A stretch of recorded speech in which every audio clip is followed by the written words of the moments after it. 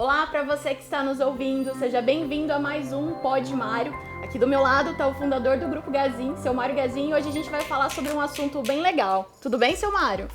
Boa tarde, Michele. Olha, tudo bem, com toda certeza. E hoje, olha, todo mundo vai ficar olhando ali, mas eu não estou lendo nada não. Vou falar tudo sem olhar. Aqui tá as perguntas que vocês vão me fazer, então eu estou preparando para isso. E hoje é um assunto bastante interessante, Michele, que vai valer a pena. Eu acho que você que está ligado, continue ligado aí. Olha, muito bom o assunto de hoje, é fantástico. Esse Pod Mário de hoje é estupendo. Eu acho que talvez o melhor que nós estamos fazendo aqui. Todo já foi bom, mas esse aí eu falo assim que é o extra, né?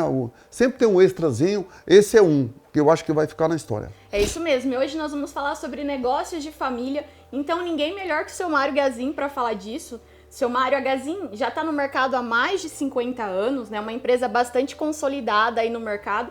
E a Gazin, ela conta com uma holding e também conta com um conselho administrativo que auxilia nas tomadas de decisões. Então conta pra gente, seu Mário, como surgiu essa ideia de criar uma holding e também um conselho administrativo? Quando e como surgiu? Eu leio bastante, né? Eu sou meio analfabeto, mas gosto de ler. E tá aí sempre lendo e vejo um jornal, aquele tempo era o jornal, né? Tinha jornal aqui, jornal ali. Hoje ninguém mais lê jornal, é tudo no celular. Mas no passado a gente lia o jornal. E sempre havia lá hold, uma coisinha muito, né? Um nomezinho muito pequeno. Aí eu começava então a trocar ideia. Nessa época ainda eu procurava o Sebrae, eu tinha o Sebrae perto de mim. E no Sebrae um fala isso, outro fala aquilo, e que era uma coisa boa. E acabaram me explicando. Tinha um rapaz que trabalhava no Banco do Brasil, em Umuarama, hoje ele já é falecido, mas não era que era tão velho, foi de acidente. E ele então falava, Mário, isso é bom, isso aqui é bom, porque como o Sebrae é a mãe e o pai das pequenas empresas, né? A Hold é o mãe e o pai das grandes empresas, das que cresceram, né? Daquelas que ultrapassam um limite, ou um capital, né? Não basta um capital. E aí, então, eu comecei primeiro em São Paulo, lá na Avenida Paulista. Aí eu comecei a assistir aula aqui, assistir aula com outro. Nessas oportunidades eu conheci o pessoal na época da Sadia, e não sei se eu posso falar, mas banqueiros, né? Banqueiros que hoje estão aí, e outras empresas grandes, né? E então misturando, um falando uma coisa, outro falando outra. Eu me lembro que, com toda certeza, eu era o menorzinho de todos que estavam lá. Eu era o mais pequeno, talvez, né? E além de ser mais pequeno, analfabeto, e morar numa cidadezinha que na época tinha 4 mil e poucos habitantes, que isso foi depois de 1990. Né? Em 90, a Douradina chegou com 4 mil pessoas só. Então, era uma coisa incrível aquilo. E hoje, gente, olha, com toda certeza, quando eu ando aqui no meu pátio, eu começo a andar para lá e para cá, eu falo, mas meu Deus, como que pode uma pessoa analfabeta de escola, né, e morar numa cidade tão pequena, tão longe de tudo? Na época que nós não tinha saída nem para o Mato Grosso, nós tínhamos que fazer uma volta para poder ir para o Mato Grosso do Sul. Aí eu fico pensando assim, como que pode surgir tanta ideia, né? Um pouco, gente, lá vem, é atitude. O que mais me criou foi a atitude que eu tinha de fazer essa coisa acontecer. Aí veio o pós-Collor, que foi em 1993, o Collor sai do governo. Nós passamos muito apertado com o governo Collor, mas tudo aquilo que se fala muito, a gente tem que ter muito cuidado. E eu me preparei muito, eu passei o ano de 1990, que foi o primeiro ano do Collor, eu passei muito bem. Já em 91 eu já me apertei um pouquinho, né? E no final de 92 ele sai do governo. Aí quando ele saiu do governo, eu comecei a olhar o que sobrou para mim, eu falei, agora eu tenho que salvar a empresa da minha família. Quando eu falo família, não é a minha família, aquela que eu crio em casa, mas sim a família Gazin toda, né? Que é um grupo grande. E aí então eu comecei a São Paulo muito, todo mês estava lá, ou 2 vezes por mês. E aquele tempo não era de avião não, gente, era de ônibus mesmo, né? Ia lá e procurando uma coisa ou outra. E aí, acho que foi em 90, eu não lembro bem o ano, mas deve ter sido o começo de 94, bem no final do inverno da Europa. Eu falei, eu vou visitar uma empresa, eles falavam muito na época, Parmalat aqui no Brasil era uma empresa top, né? Falavam em alimento, era uma empresa maravilhosa. E eu tinha um pessoal aqui que tem parente na Itália que é perto de uma fábrica da Parmalat. Eu liguei para eles, eles falaram, não, pode vir que nós te atendemos. Eu vou lá, vai um louco aqui de Douradina, sem saber falar uma palavra sequer inglês, quer dirá italiano, e lá vai eu para a Itália, né, conversar com o pessoal da Parmalat, ver o que era uma hold de verdade.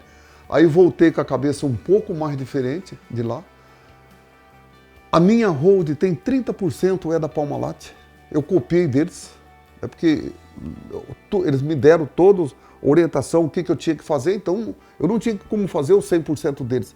Primeiro que era outro país, segundo que era uma empresa muito perto da minha, eu era um grão de areia, mas eu botei 30%, eu tenho certeza que são deles.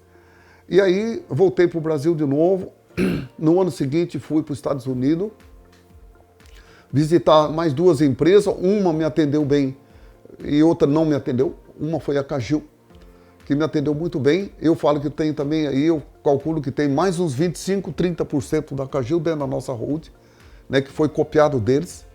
E aí ficou o restante, né? Vamos pôr aí que sobrou 40%. Fiquei aqui então no Brasil procurando uma, procurando outra. E eu fui na VEG, fui em outras empresas e lendo mais uma aqui, lendo de outros aqui. E conheci também um senhor que era de Curitiba, que era consultora Galvão. Também eu acho que tem mais uns 20% dele na nossa hold. E os outros 20% eu criei. Foi da minha cabeça. E foi a coisa mais acertada que eu fiz. Vocês não pensam que isso levou, eu estou falando aqui ó, de 1990, final de 93 até 1999 é o que eu levei para preparar ela. Eu preparei tudo certinho, meus irmãos me apoiaram muito, me deram muita força, isso valeu muito a pena, né? Então não teve problema porque a hold é uma coisa bastante interessante, porque você tem que separar os bens da mulher, né? Nós éramos 5 sócios na Gazin, que eram 5 irmãos. Hoje nós estamos em 10. Veja como que cresceu aí. Só que hoje, gente, é a coisa mais maravilhosa que tem, né? Porque minha mulher tem 10%, eu tenho 10%. Meus irmãos têm 10%, a minha cunhada tem 10%. E isso, gente, é a coisa mais boa do mundo, porque se acontecer uma falha, aquela pessoa que vai embora daqui junto de nós, com toda certeza, os bens transferem automaticamente, sem custo, sem imposto. Então, isso é a coisa maravilhosa, uma coisa assim que a gente faz. E segundo, é o crédito, né?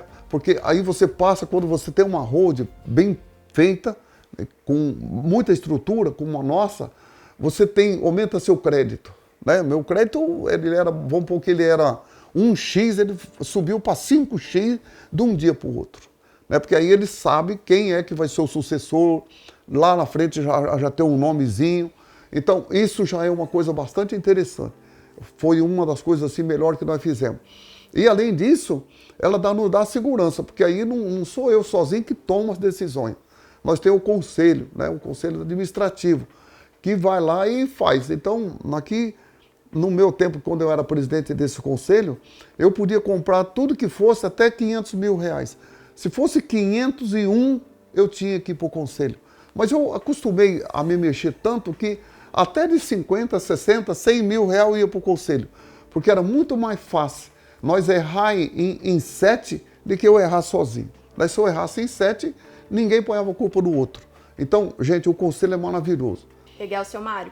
E a Gazin, ela é uma empresa familiar, então conta pra gente como que funciona no dia a dia essa sociedade entre irmãos, essa coisa da Gazin ser uma empresa familiar. É difícil separar o pessoal do profissional? É bastante difícil, não pensam vocês que é fácil também não. Mas o que é que não é difícil na vida, né? O que é que não é difícil? Se você tem lá uma... Puta merda, vamos conversar tudo, né? Eu acho que bastante aí.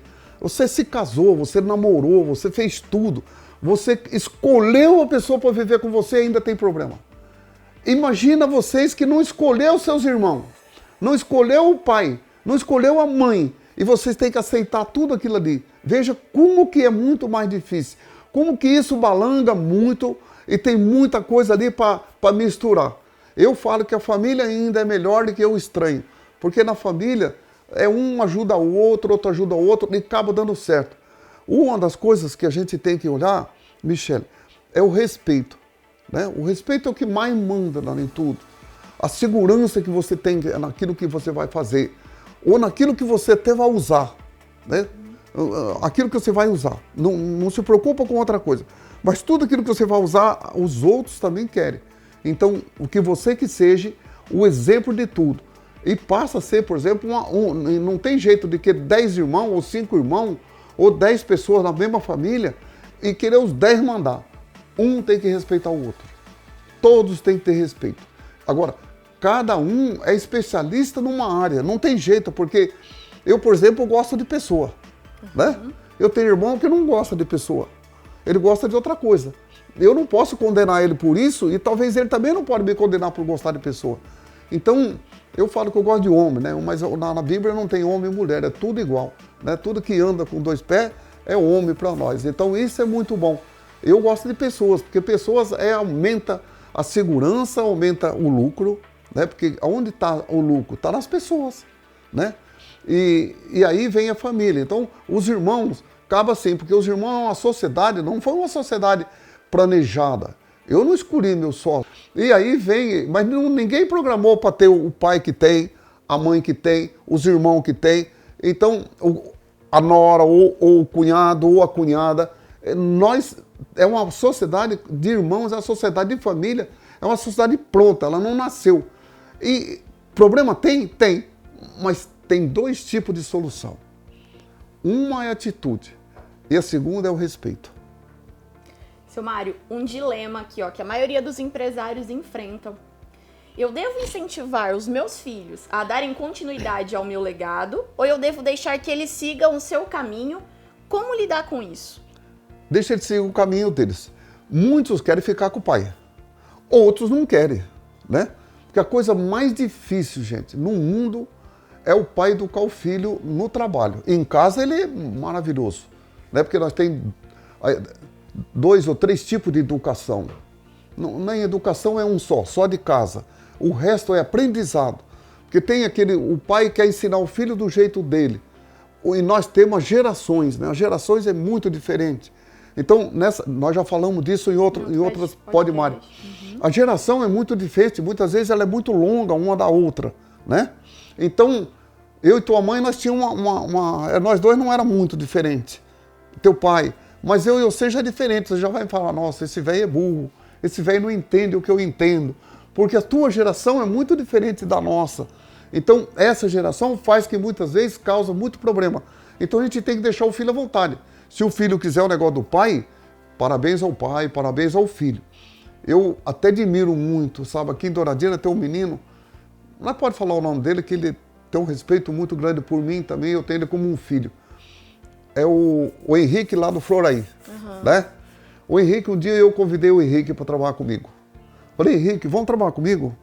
Ele é bom pra caramba. Eu falo que ele tinha que tomar conta daquele mercado logo, né? Então ele é número 1.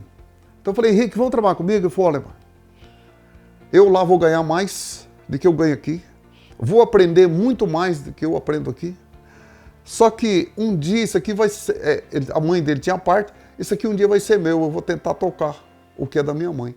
Gente, eu digo isso, o filho que tem coragem de fazer isso, esse filho não é bom, ele é extra bom, ele é campeão, porque muitas vezes ele ganha menos com o pai, quando eu falo ganha menos, em dinheiro, salário no dia, mas ele tem que pensar que todo o capital já é dele, tudo que ele tem lá na frente já é dele, ele não tem que se preocupar com isso. Aqui eu tenho um outro caso que eu conheço, 2 meninos, que é bastante interessante. Eu admiro eles. Porque um dia eu perguntei para eles, o que você faz com o dinheiro que sobra daquilo que seu pai paga para vocês trabalharem? Eles falaram, nós devolvemos para o pai. Eu falei, mas por que vocês não compram uma terrinha, não compram um negócio para vocês? É porque tudo que der dele vai ser meu. Tá aí, gente. Fica para vocês ouvir isso, mas com muito carinho. Tudo é isso. Porque tudo que é do pai é do filho. Tudo, não tem jeito do pai deixar para outro. Não tem. E a melhor coisa do mundo é você ajudar o pai a crescer o seu patrimônio, porque é teu. Não tem jeito de ir para outro. Né? O que eu posso dizer aqui, mais uma coisa para ajudar muita gente que fica perdido aí nesse mundão. Né? todo o capital que é de herança, que os filhos recebem dos pais, gente, ninguém põe a mão. Enquanto você não vender eles, ele é seu. Não tem sociedade para herança. Não tem sociedade. Se você, filha, estiver lá no meu como é, testamento, Isso. E você receber alguma coisa que eu te deixo, filha, isso você pode casar 10 vezes. Nenhum marido seu vai ter um centavinho daquilo ali. Porque a herança é teu. Ninguém põe a mão. Isso é bastante interessante. Isso, gente, eu aprendi lá atrás, ó, em 1995, 96, quando eu comecei a falar, como que eu faço para deixar isso ou deixar aquilo? A pessoa que assinou falou, como que eu ia fazer se não fosse bem feito desse jeito? Então, gente, tá aí uma coisa maravilhosa. E muitos filhos pegam os bens do pai e começam a vender, trocar com outro. Aí, meu filho, você já arrumou um sócio com 50%. Então, cuida aí. Tudo aquilo que é herança não tem sociedade. É teu pro resto da vida. Você pode até aumentar ele, mas não venda. Zele dele. Vale a pena. Legal, seu Mário. Agora, uma dúvida de muitas pessoas. Existe a possibilidade da Gazin se tornar uma empresa de capital aberto? Ou isso é assunto para as próximas, para as futuras gerações? Veja, eu falo assim que não tem nem ideia. Não passa nem pela minha cabeça. Eu escrevi aqui, né, que eu tenho 8 anos, né? Eu tenho mais 8 anos de vida. Aí eu vou chegar aos 80. Aí eu fico já cacazinho. Mas nesses 8 anos eu tenho certeza que é muito difícil ela chegar a isso. O que é que a gente procura? Quando eu vejo as pessoas procurar a bolsa, né, e ir para o capital aberto, é porque ou a pessoa está apertada, está precisando de capital, precisa de fazer capital mais barato, a pessoa não tem um caixa suficiente, então tem que ir buscar lá fora. O mais fora é vender um pedaço da sua empresa, né, arrumar sócios. Porque nada, ir para a bolsa é arrumar mais sócios, tem que fazer um monte de processo, você não pode falar mais o que você quer, você tem que obedecer à Constituição, tem que obedecer um monte de processo, né? Tem que divulgar balanço para todo lado, certo que o nosso balanço é livre, vai para todo lado, sem problema nenhum, mas esse é um passo, é uma das coisas. Segundo, o que pode acontecer também, a pessoa quer crescer mais, quer crescer assim, o que eu vou falar? Eu não entendo muito não, mas quer crescer um pouco mais do que ser orgânico, né? A Gazin só cresce orgânico. Cresce pouco, não cresce muito, mas não para de crescer. Esse ano nós vamos abrir entre 15 e 16 lojas. Então eu não posso ficar sem abrir loja esse ano. Mas nós não pode passar muito desse número, porque senão vai faltar caixa, né? Então esse é um passo, ou a pessoa quer abrir muitas lojas e quer crescer mais rápido do que é possível, então ele tem que ir para a bolsa ou para o capital aberto. E o terceiro é muitas vezes as pessoas, os donos já estão mais velhos, quer fazer um caixa, quer fazer eu chamo colchão, né? Quer fazer um colchão e aí então ele tem que pegar um pouco de dinheiro. Aí ele vende uma parte da empresa. Esses são aí os 3 fatores que é bastante interessante. Mas a Gazin, eu falo que não. Pelo menos em 8 anos eu acho que com toda certeza não vai ter nada disso não, se Deus quiser. Vamos crescendo aí 15, esse ano nós cresceu 16 lojas o ano que passou, nós cresceu muito, fizemos fábrica nova, então tem muita coisa boa acontecendo. Então, ainda a gente não precisa. Precisa de fazer caixa, né? Isso que é importante. Respondida a dúvida. Seu Mário, para encerrar com chave de ouro, que conselho que o senhor daria para aquelas pessoas que têm dificuldade de conduzir um negócio em família? Primeira coisa, normalmente, se você... Vamos começar de 2 jeitos, né? Se você vai receber de herança do pai, né, ou da empresa, você vai receber de herança e vocês vão ter que tocar junto. Esse é um sistema. Mas vamos pôr lá que 2 cunhados resolvem montar um negócio, ou 2 irmãos querem montar um negócio. Não tem problema, gente. É a melhor coisa ainda, é melhor do que fazer com estranho. Desde que vocês escrevam, façam num contrato bem feitinho, tudo aquilo que um quer e o que o outro quer. O que um pode fazer e o que o outro não pode fazer. Né? Porque onde está o erro da sociedade brasileira? É que no passado a pessoa juntava assim, eu tenho um pouco de dinheiro, você tem um pouco de dinheiro, o Luiz tem um pouco de dinheiro, aí nós ia lá no cartório, no escritório, fazia a abertura da CNPJ, tudo, e ninguém escrevia nada. O que é que eu quero do C, o que eu quero do Luiz? Não tinha nada escrito. Hoje não, hoje vale a pena. Você escreve, faz uma cartilha daquilo que você quer.